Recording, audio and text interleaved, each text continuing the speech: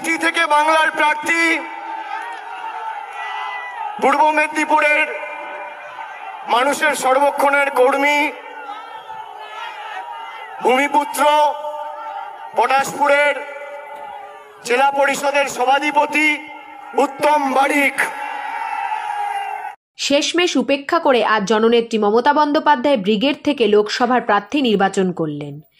আর সেখানটায় পূর্ব মেদিনীপুর জেলার অধিকারী গড়ের জায়গায় লোকসভার প্রার্থী করলেন পূর্ব মেদিনীপুর জেলার সভাধিপতি তথা পটাশপুর বিধানসভার বিধায়ক উত্তম বারিককে। এই কাঁথি লোকসভার অত্যন্ত গুরুত্বপূর্ণ লোকসভা।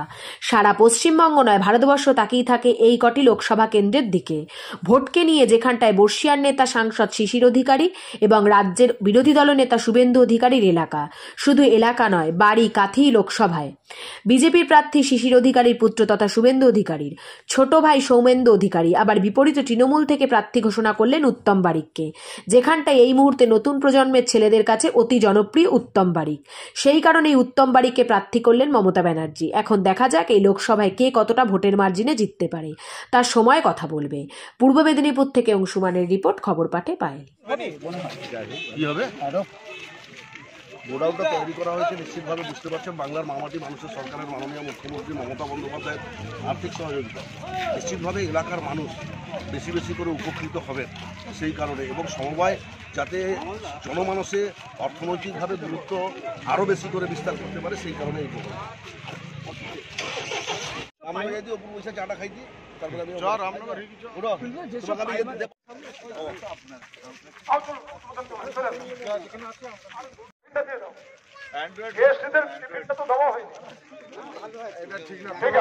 অসংখ্য ধন্যবাদ।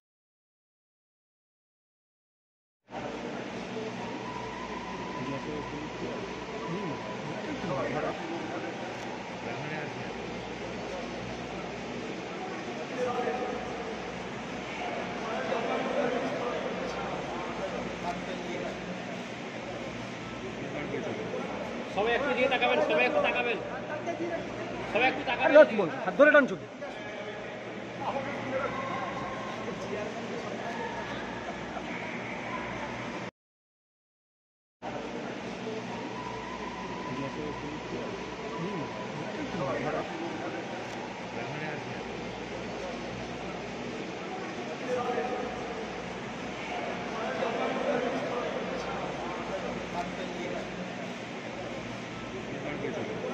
সবাই একটু দিয়ে তাকাবেন, সবাই একটু তাকাবেন, সবাই একটু তাকাবেন, হাত ধরে টানছো।